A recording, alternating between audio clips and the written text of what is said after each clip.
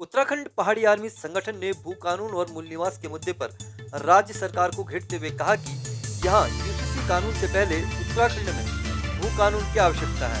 शनिवार को चंपावत के रजतदीप होटल में आई प्रेस वार्ता में उन्होंने पत्रकारों के साथ वार्ता करते हुए भू कानून और मूल निवास की प्राथमिकता को बताया। इस दौरान उन्होंने कहा कि प्रदेश के निवासियों और पहाड़ी राज्य को बनाए जाने की मंशा तभी पूरी हो सकेगी जब सशक्त भू कानून और मूल निवास प्राथमिकता हो।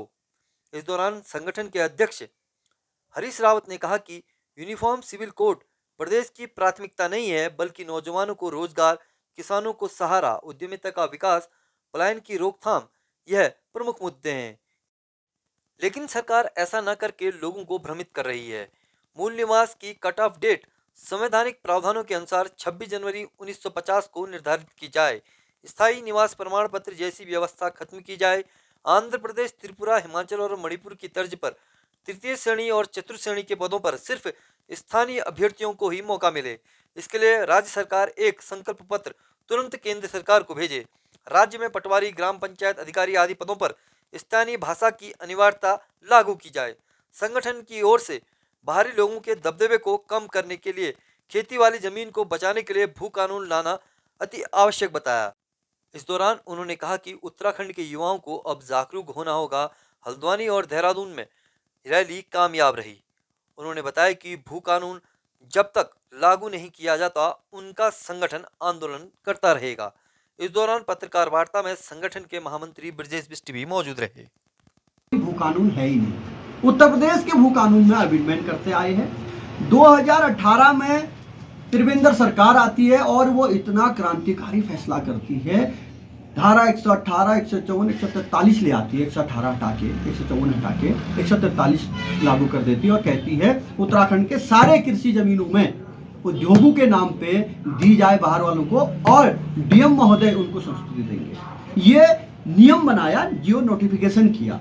जब हमने 24 तारीख को एक बड़ी रैली देहरादून में की, उसमें मुख्यमंत्री के कान खुले और मुख्यमंत्री ने चालाकी से एक बयान दिया अखबारों में ताकि लोग भ्रमित हो जाए। उन्होंने कहा कि पहाड़ के कृषि योग्य भूमि को बाहर का व्यक्ति अब नहीं खरीदेगा। ये आदेश किया जाता है आपके डिस्ट्रिक्ट मजिस्ट्रेट को। ये बताइए, जब तक आप कानून वापस नहीं लोगे तो आपके आदेश की कोई वैल्यू नहीं होती है।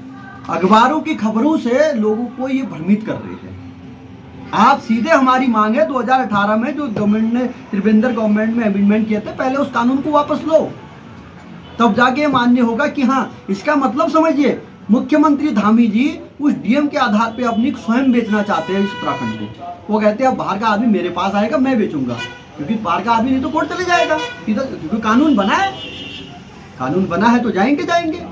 और यही नहीं, उसके बाद मूल निवास के विषय में भी ये बात ऐसी करते हैं। उन्होंने जैसे रैली हुई, दूसरे दिन उन्होंने कहा हर डिस्ट्रिक्ट मजिस्ट्रेट को, हर सरकारी कार्यालय को आदेश किया जाता है जिसके पास मूल निवास है उससे स्थायी न मांगा जाए। हमारी आंखें खुली, लोग खुश हो गए, अरे मूल निवास पे बात करने लग गए।